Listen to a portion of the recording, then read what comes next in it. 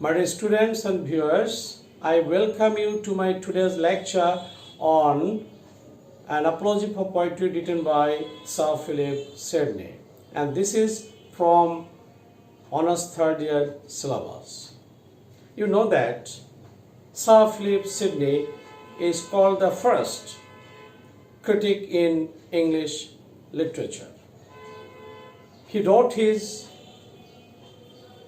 literary criticism and apology for poetry or the defense of poesy in 1580.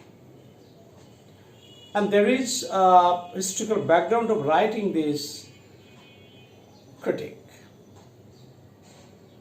Stephen Gosson, who was a Puritan personality of the age, wrote his book The School of Abuse, attacking English stage and poetry in general.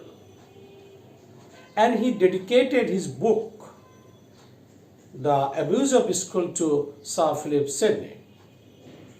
Sir Philip Sidney was surprised to receive this book, and after reading this book, he was greatly shocked because of bitter attack of Stephen Gosson against poetry. We call Sir Philip Sidney the brainchild of Aristotle. He wrote an apology for poetry in reply to Gosson's The School of Abuse. My dear students, today I want to discuss text beginning from first paragraph to paragraph number 11, and this is my concern of my today's lecture. In the beginning, Sidney has given a beautiful defense of poetry, focusing poetry to be the first art. He says that poetry is the most antique and fatherly art. Poetry came first, and the other branches of knowledge and learning had their origin from poetry. Poetry is the earliest form of writing. Sidney has established the superiority of poetry, discussing the evaluation of poetry and poets in the past. He goes back to Greece and Italy at first, as well as he goes back to both civilized and uncivilized countries where poetry had high appreciation. As for example, I can give reference to Greek poets and writers of the past. As for example, Orpheus, Amphion, Lenus, Moses, Homer, and Hesiod. All these singers and poets established a strong foundation of poetry. The songs of Orpheus attracted the people, made them spellbound with his songs.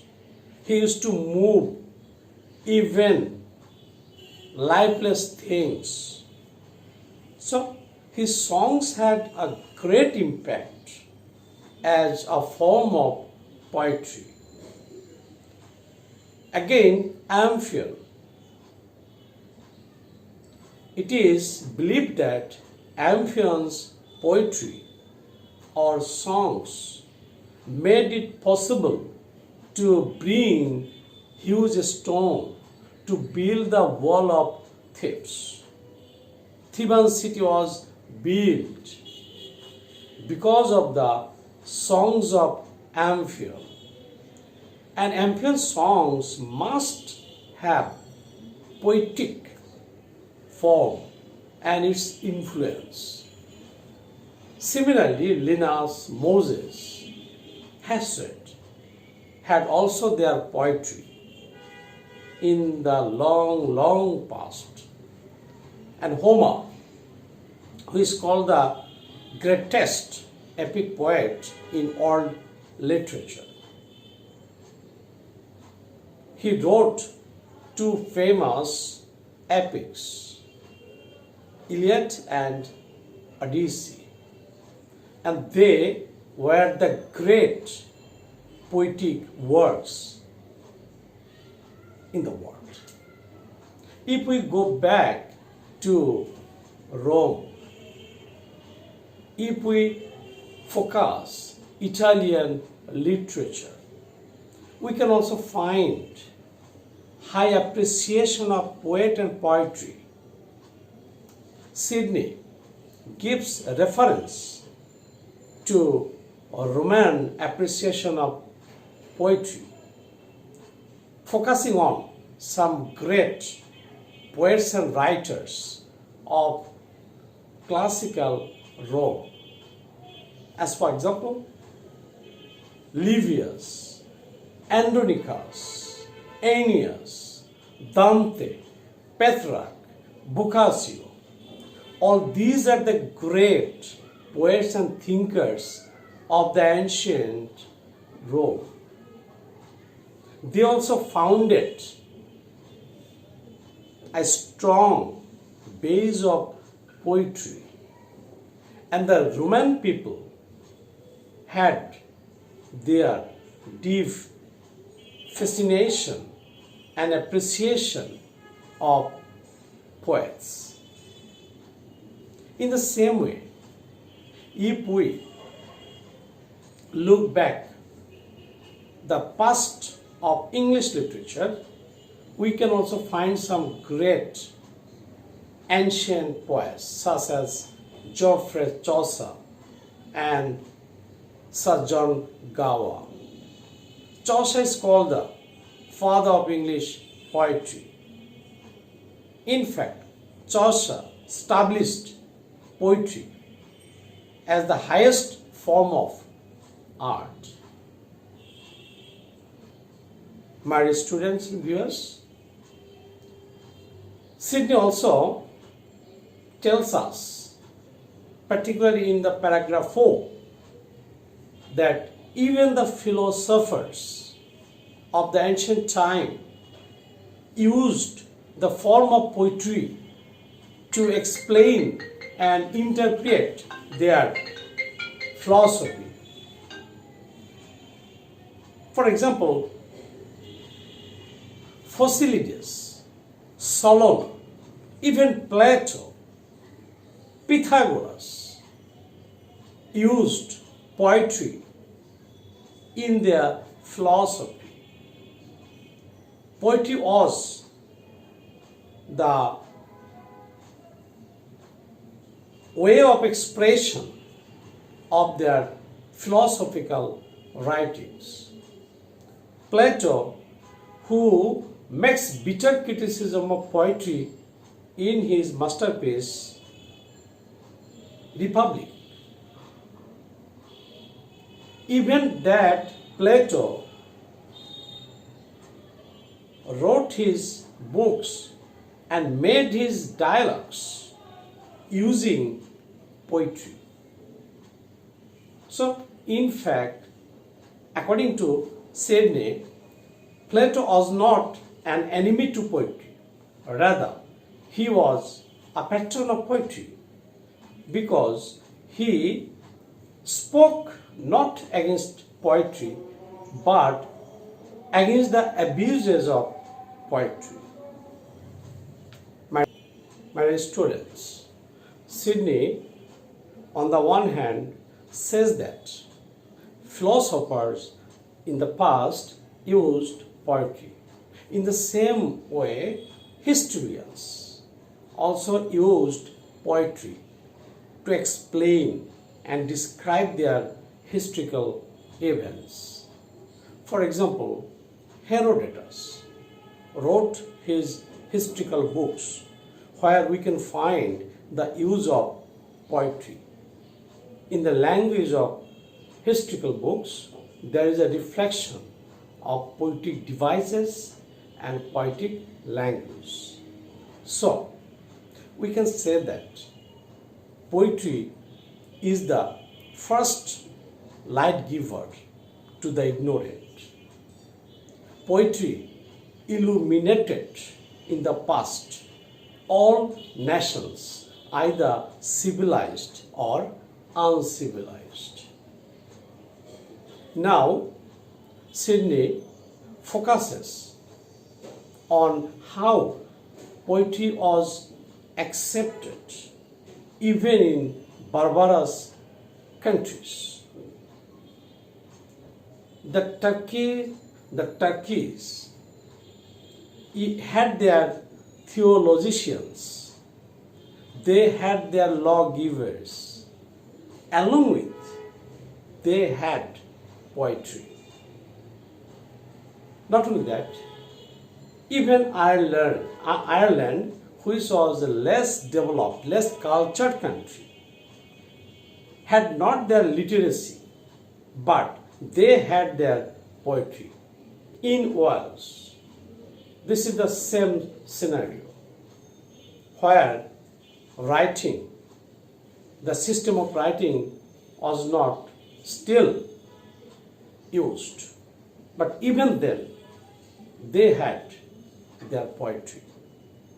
In the Red Indians, who didn't have their literacy, but they had high appreciation of their poets, and they upheld poetry above all.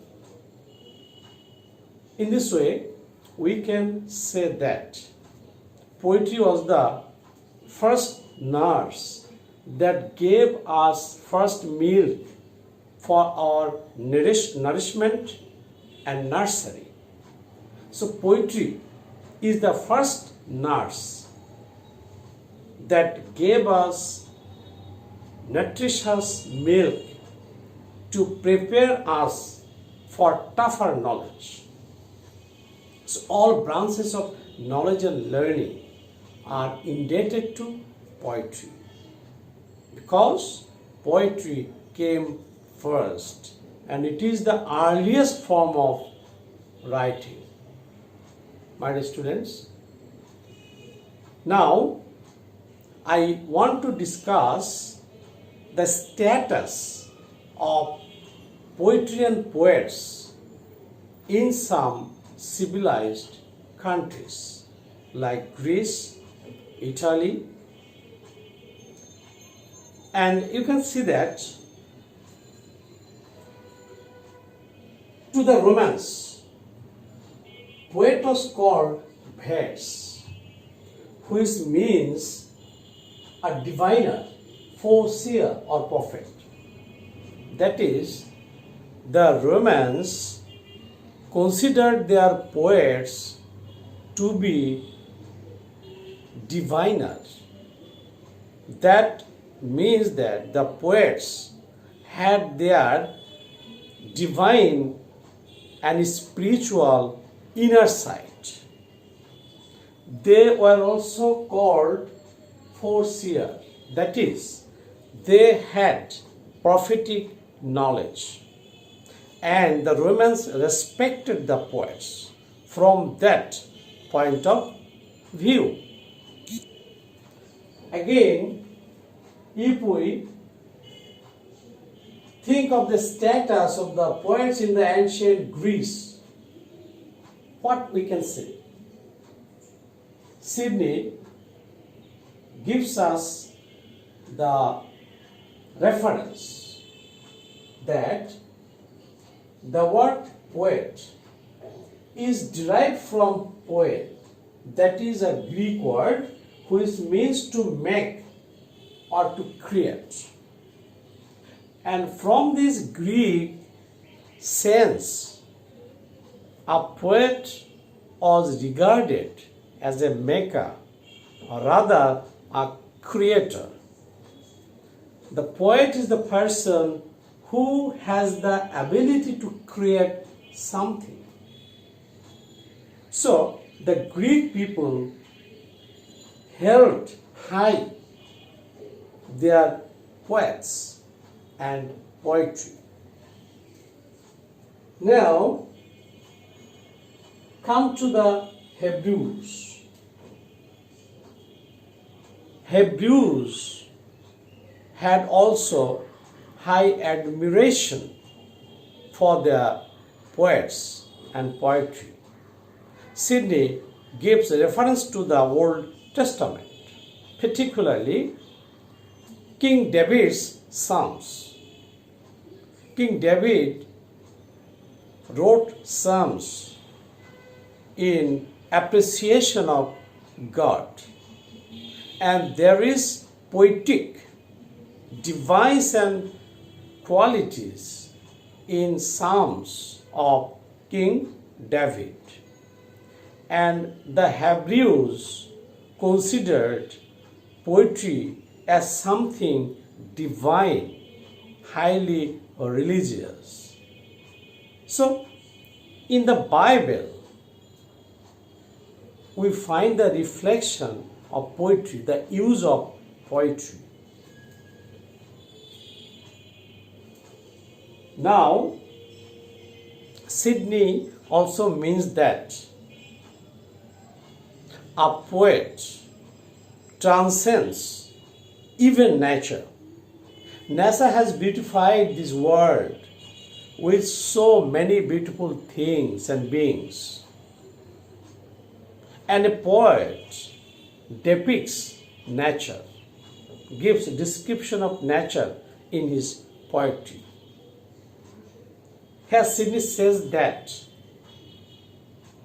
a poet can depict things of nature more beautifully, more attractively than nature herself can do.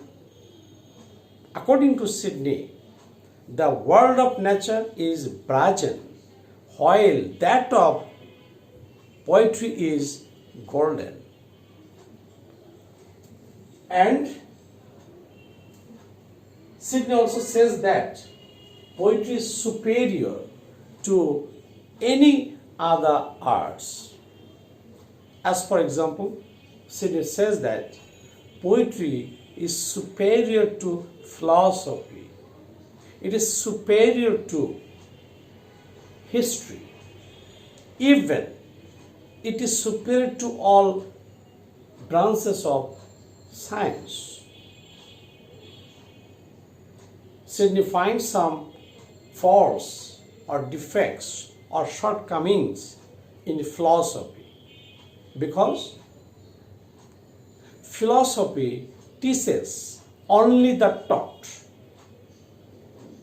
and philosophy teaches us through abstract precepts, and philosophy is not applicable to all classes of people, but poetry has its influence and appeal to all classes of people, beginning from a child to an old man. Again, Sidney says that poetry is superior to history because history tells us only individual fact or truth happened in the past, but history can't give us some universal truths. But poetry has universal truths, which is applicable to all classes of people, of all places, of all times. And a historian has another fault. A historian describes historical events only through examples, but without any general precepts. So both history and philosophy have some shortcomings, but poetry overcomes all shortcomings. So it is better than any kind of arts, even from science. Sidney says that a scientist is at first a poet, then he is a scientist, because the first phase of science is poetry. Think of hypothesis. Hypothesis is the first phase of science, and this hypothesis must belong to poetry.